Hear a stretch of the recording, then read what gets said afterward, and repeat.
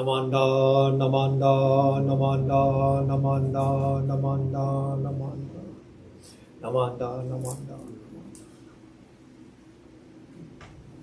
Good morning, everyone. Ohayo gozaimasu. Welcome to our Shotsuki service for the month of December. Nice to have a good number of people here, so I appreciate that. Let me go through the service order with you today. We'll have the reading of the Hyobyakumon, also known as Adorations. announces the purpose of this gathering, this Shotsuki service.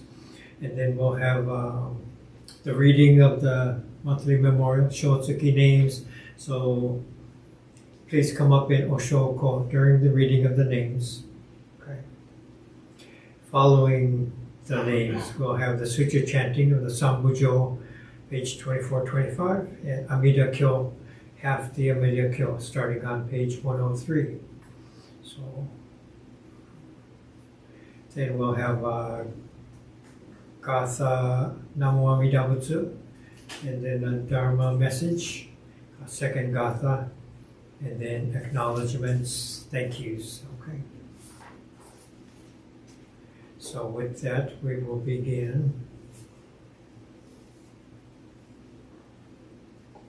It's always nice, very touching to have the Shotsuki service and have the families make an effort to come here to acknowledge, to remember those people they have lost in their families. So it's always a very special part of our tradition, and I think it's very much appreciated by everyone. So I appreciate it very much too.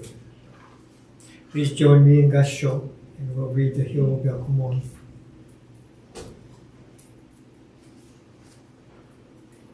Today, on this occasion of the Shotsuki service for the month of December, the members of our temple families have reverently come before Amida Buddha in memory of their beloved. With deepest reverence and thankfulness for the all-embracing wisdom and compassion of Amida, we reaffirm the three homages, Namo Kie Butsu, Namo Kie Ho, Namo Kie So. I go to the Buddha for guidance. I go to the Dharma for guidance. I go to the Sangha for guidance. Please repeat the Nembutsu. Namo Amida Butsu. Namo Amida Butsu. Namo Amida Butsu. Namanda, Namanda.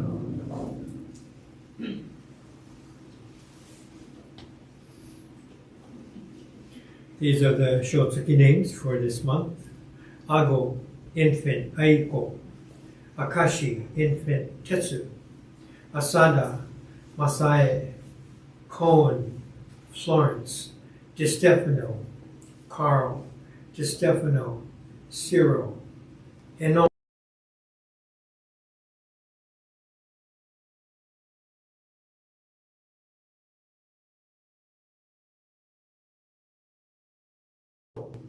Rokuzo, Hamasaki, Seiichiro, Haraguchi, Ikuhei, Haramaki, Mite, Hasegawa, Kikumatsu, Hashimoto, George, Imazumi, Shozo, Imose, Tome, Isoda, Kohei, Iwahashi, James, Iwataki, Joe, Iwataki, Kosaku, Kataoka, Masajiro, Kato, infant, Masaru, Kihara, infant, Fuyoka, Kobu, infant, Senichi, Kuge, Aiko, Maruyama, Fujiko, Marubayashi, Bunjo, Matsumoto,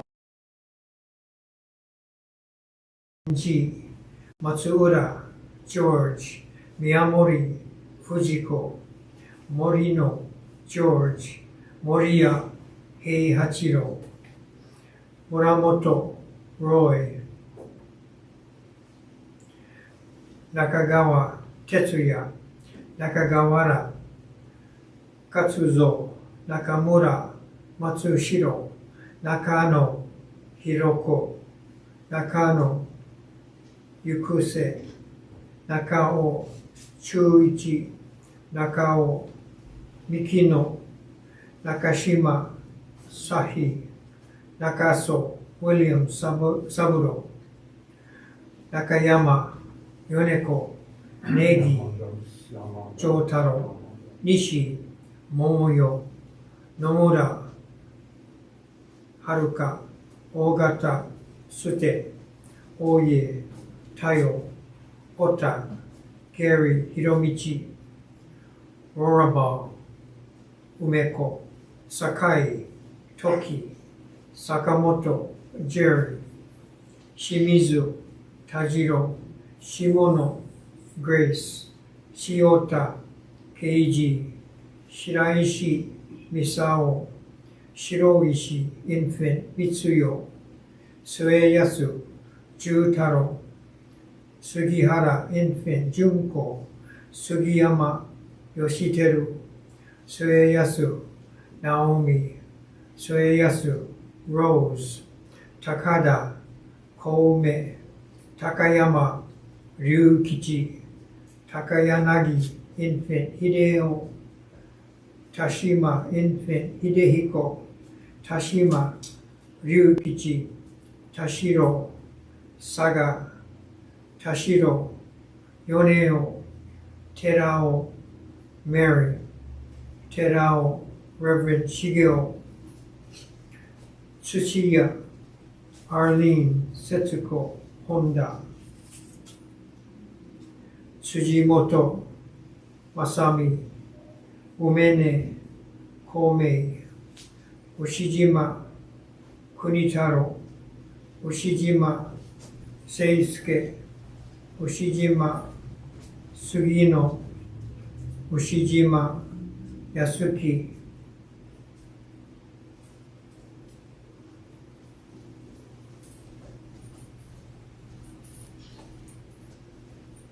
Yamagami, Eunice, Yamagishi, Makoto, Yamamichi, Isamu, Yamasaki, Takeo, Yamashita, Jeffrey, Yamashita, Yoshino, Yatabe, Mitsue, Yonekura, Kyuzo, Yoshimura, Minokichi, Yoshiwara, Eiichi,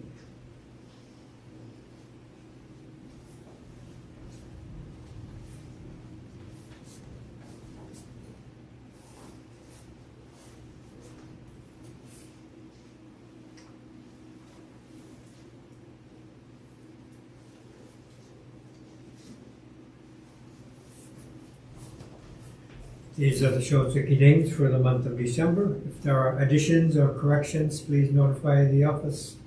Now we have Sutra chanting Sambujo.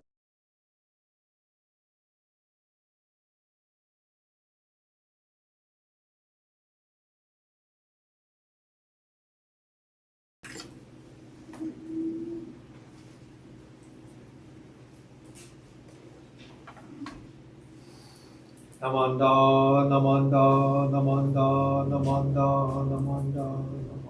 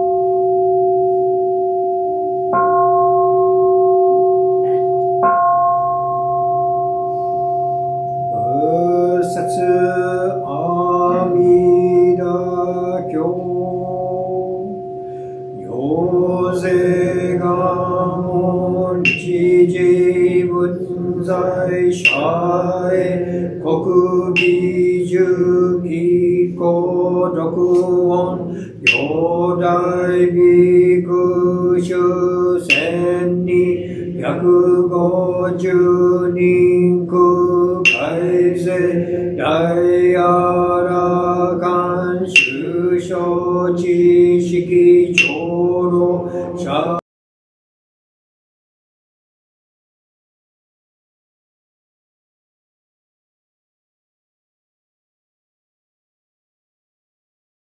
赤口ラリアタシュリアンダガナンダ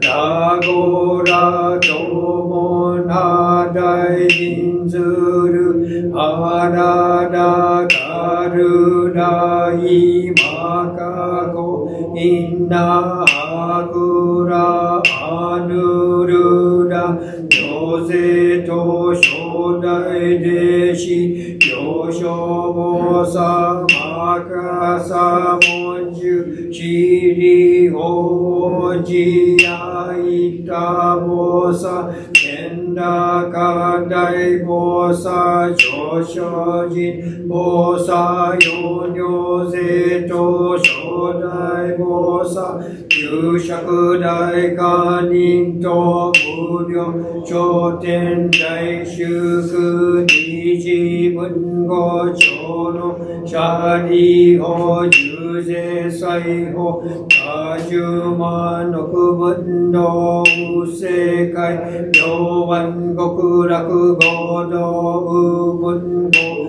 阿弥陀根源在説法シャリ法異道学校上位極楽合国修上無宿単十小楽光明極楽シャリ法極楽国土七十乱十七十羅網七十五十改正四法修相異名帝国異国明万極楽シャリ法極楽国土無執法知薬毒水十万五中地帯順に本社無事四辺街道本言ルリアリ五条上老各薬医根言ルリ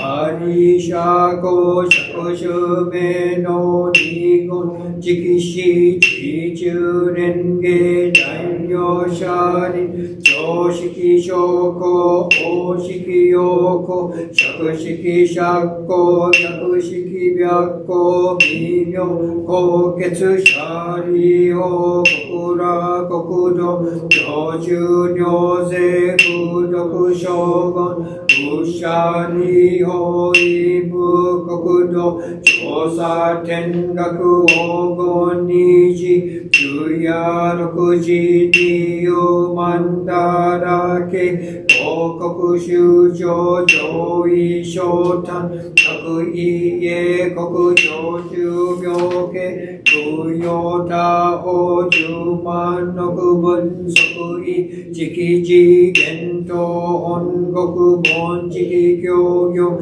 シャリ法極楽国土上中尿税空毒将軍物資シャリ法異国上修十奇妙多式市長白光空着オムシャリ下領便が無名市長税商州長長夜六時水和下音高音年長高力七母大分那小道分行税東方合同修上四税四に開出念仏年法年相シャリ法尿物一生出世祭、王将少々いさが、二部国道無三幕州、チャリ法五部国道商務、三幕道司名家教実税所、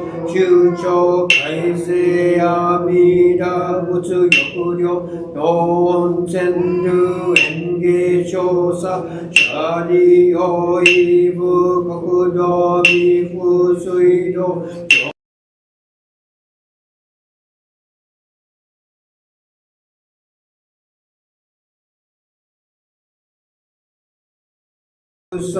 門税恩赦大事年上念仏年法年相死心シャリ法大部国道長寿行税功徳将軍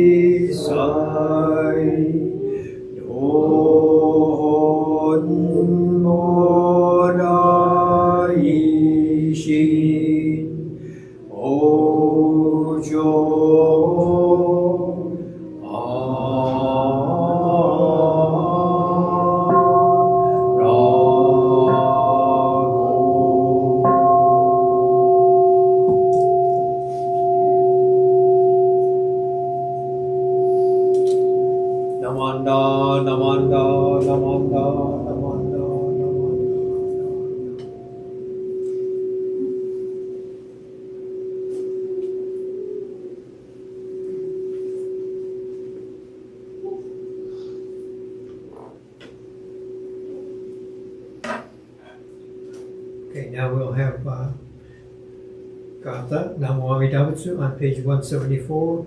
This will be followed by the three treasures on page 8. Please stand.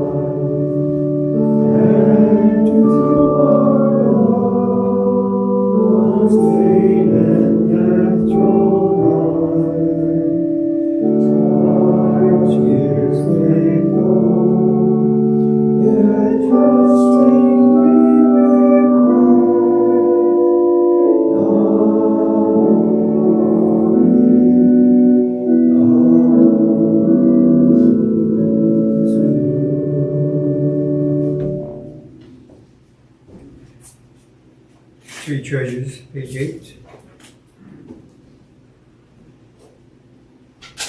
Hard is it to be born into human life. Now we are living it.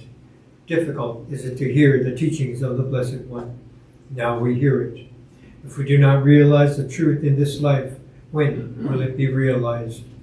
Let us reverently take refuge in the three treasures of the truth. I take refuge in the Buddha. May we absorb ourselves in the principle of the way to enlightenment and awaken in ourselves the supreme will. I take refuge in the Dharma. May we be submerged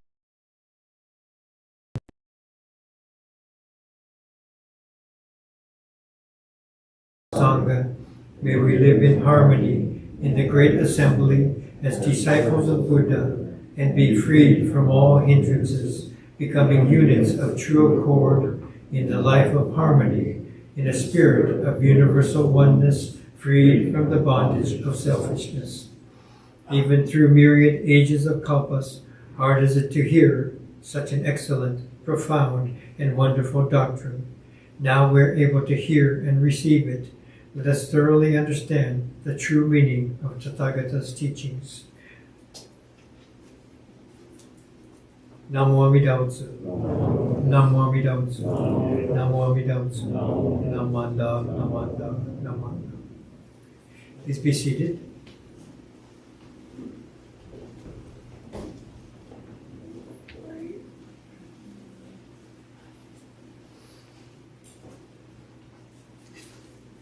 Okay. So today's Dharma message, the title is When a Person Dies. So, the last 3 months we've had quite a few funeral services, and maybe 4 each month. And just yesterday we've had 2 in 3 days, and 1 more later on today at Enmanji. So, quite a few. And as a minister, these are very, very touching and important times when you're able to connect with the family and they are completely engaged. And so these are the times they really listen to the message. They listen to the process that the temple is able to provide during these kind of times. So it's very, very important, and not so much of a grieving only or a negative thing. So we want to make note of that. And so when we've had so many services like we've had in the next few months, past months, I was thinking about Reverend Uno, Dr. Taitetsu Uno's book, and he had one chapter on when a person dies, and he asked, what happens when a person dies? Where does he or she go? Is there something that lives on forever? What is the meaning of death and dying? And so he's pointing out that these kind of questions become Buddhists take these kind of questions very, very seriously, and the answers that we come to on our own have a very direct bearing on how we live our own lives. So these are kind of very key points when you come to these moments in our lives, and we struggle with these questions, when it touches our own families and those very, very close to us. Okay, so in his chapter, he's talking about a time, I believe he was in Japan, but a very tragic situation. Mother and son were killed by the father, and so it was in the news in a very difficult time. And so the grandmother asked Sensei, what happens to people when they die? And she was struggling with this situation in her own family, and what happens, and not as a religious question, but just kind of wondering out loud, what happens to people? And he just gave kind of a temporary answer, and hoping to lead her into her religious quest in a way, but not a real solid response to her. And so later on, he's thinking about these things and kind of thinking that there are many times questions come up and we don't really know the answers. And he's thinking I was imagining him sitting at his desk, and he's saying, he lives on the outskirts of town. Sometimes there are field mice that get into his attic, and he could hear them scampering around, and he says sometimes they're up there playing soccer, but I don't know. I can't even fathom what's actually going on up there in my attic. I eat 3 meals a day, and even though I do this,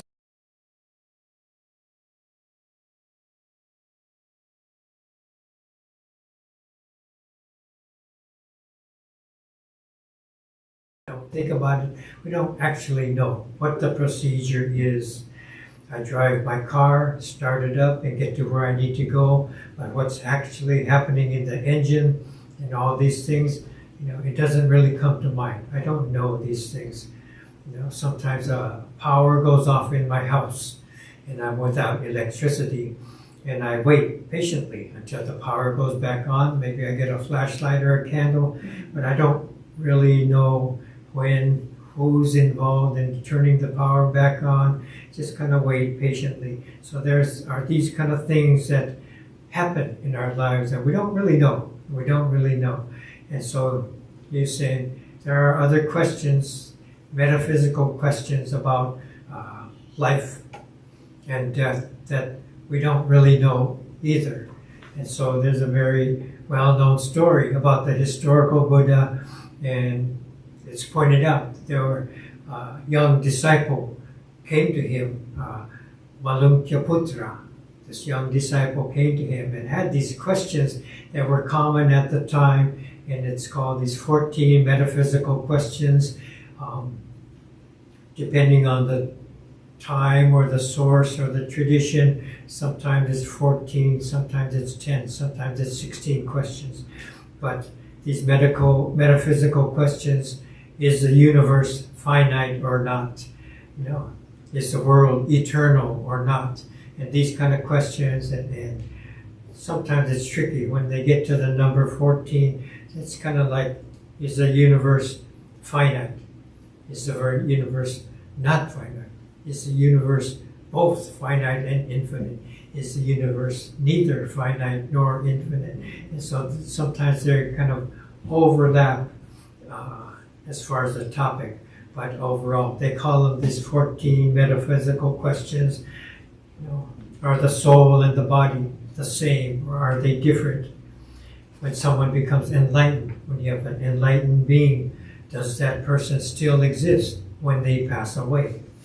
So these are metaphysical questions, and the Buddha did not answer these questions. He refused to answer these kind of questions. And so the disciple was disappointed that the Buddha didn't respond to these, he thought, such important questions, and the Buddha blew me off. I wanted to know these important questions. This is what the students talk about, and he's not answering. So he left and went to seek another teacher. So in this instance, the Buddha refused to answer these types of questions, and he had reasons why. And in another time, he answered with this other parable, and it's called the parable of the poisoned arrows. And many of you have heard this, and it's a good time to, every now and then, to review this very important parable. So he points out, suppose a man was pierced by a poisoned arrow. And so his friends and relatives all see this happen. So they want to call upon a surgeon right away and have this poisoned arrow removed and have the wound treated quickly. And so what if this wounded person said, wait a minute, before we pull out the arrow, I want to know who shot this arrow. Was it a man or was it a woman? Was it someone of noble birth or was it a peasant? What kind of bow did he use? Was it a big bow? Was it a small bow? Was it made of wood or bamboo? Tell me, what was the bow string made out of? Was it made out of fiber or was it made out of gut? and the arrow itself. Was it rattan? Was it a reed? What kind of material was the arrow? The feathers on the arrow. Where did the feathers come from? Before you take the arrow out, I want to know the answers to each of these questions. So what do you think would happen is the Buddhist question. So before all the information can be secured, the poison is going to have time to circulate through the body, and maybe, quite possibly, this person is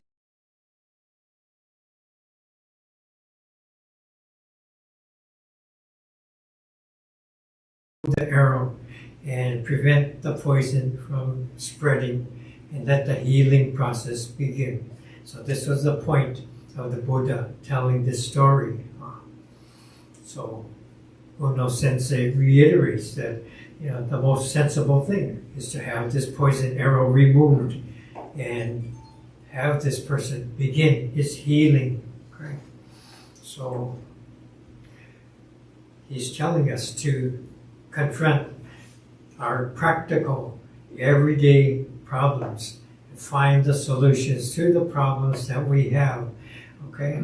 So some of these things, questions that we have about life and death, take us away from addressing our problems. So rather than doing that, stay focused on our difficulties, right? So I point out at many of our funeral services that all our Buddhist traditions point to our self-centeredness, our ego, that causes the problems and the suffering that we have in our own lives and in the world. And so to address our self-centeredness, this is our focus as a Buddhist, okay? And not be so concerned about every single question in the universe that we might come up with, some students might come up with, someone else might come up with, right? So to keep focus, and the question of death and dying is approached in this way. Okay? Thich Nhat Hanh says the Buddha always told his disciples not to waste their time and energy in metaphysical speculation. Instead, he directed his disciples towards practical efforts. He says life is so short, must not be spent on endless metaphysical speculation. It does not bring us any closer to the truth. Okay? So our focus changes, and when we do this, when our focus changes, first thing that happens is that we come to know that we have limitations on what we can know and what we need to know. So we don't need to answer all these questions, and it's okay. Okay? So we kind of come to a point where we are okay with our limitations. Okay? And then secondly, because we see these questions that we cannot answer, our perspective is shifted to care for and to appreciate what we do have, the loved ones we have, friendships we have, the health we have, this unrepeatable life that we have in front of us right now. So life is reframed, death is reframed, and this is the point of this kind of shifting in our perspective. Death is recognized for what it is, and it's part of the same equation. It's not something lurking behind that we should fear, not something that's stalking us and coming from somewhere we don't know. Okay? And this points to, we hear often about the stories of the light and the shadow. So the light of Alameda, the light of wisdom, showing us our own shadow of our ego-centeredness. So the stronger the light, the darker the shadow. This happens simultaneously. So these two things are occurring when we recognize our limitations. Okay? Our recognition is caused by this light. So for these two to occur, then our minds are shifted from beyond our small-minded, ego-centered mind. Okay? So this is described as infinite wisdom, light, shining and awakening us to see our limitations, and to come to this different perspective. Life is filled with infinite compassion if we really see it. Death is filled with infinite compassion also. Okay? So when we have these families, when we ourselves are struggling with the loss of someone, there is also infinite compassion that is ongoing as well. And we find these portions of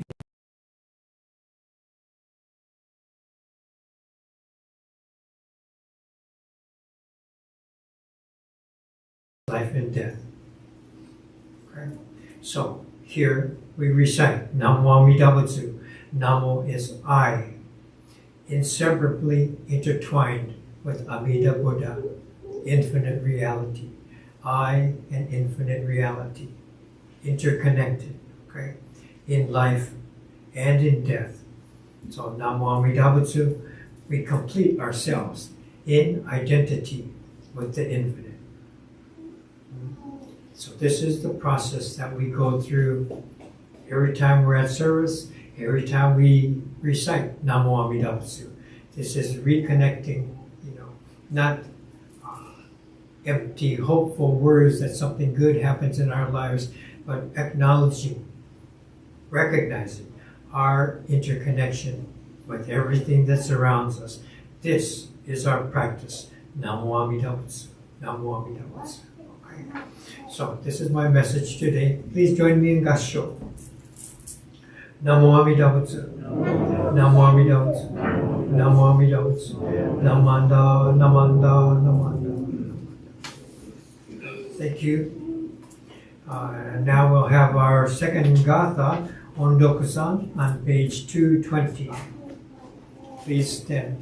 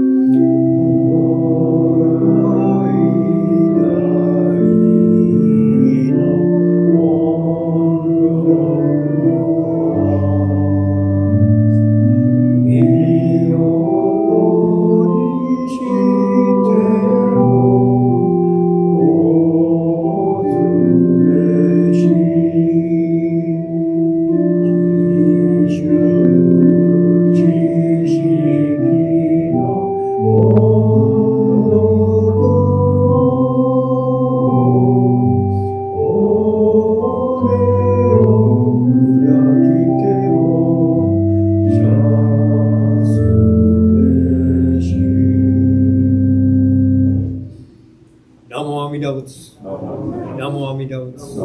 Namo Amida Butsu. Namanda, Namanda. Please be seated.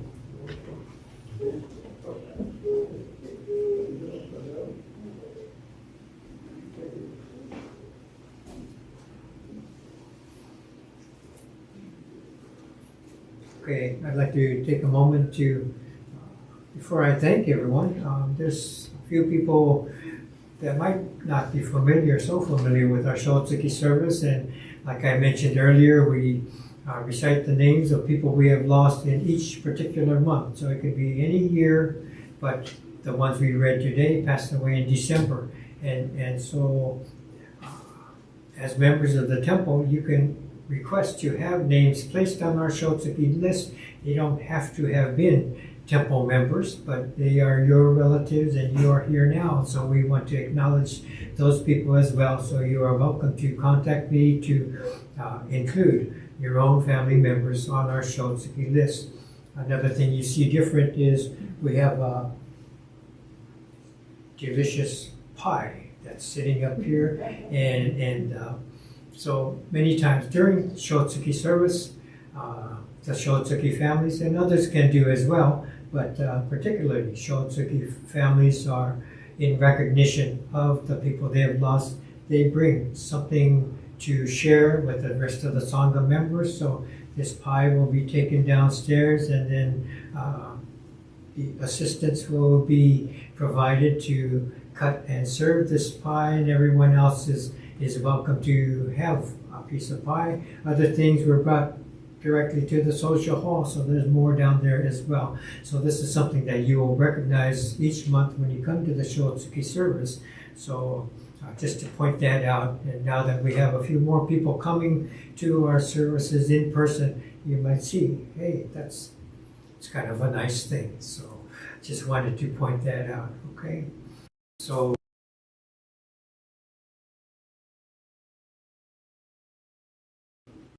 no. Okay, we still have our food drive box here, and you can provide things here or go online and provide things. We want to thank everyone who is involved in preparing for the service. The fresh flowers always look very nice on our altar. Fruit offerings, rice offerings, and we have tech people who are providing the service. And each of these things I really appreciated. Judy providing accompaniment to our music, and all these things put our services together for everyone here and people who are at home viewing. So thank you to everyone. So now we can conclude. I'll make sure the incense is lit, but let's join me in Gassho one final time. Namo Amida Butsu. Namo Amida Butsu. Namo Amida Butsu. Namanda, Namanda, Namanda.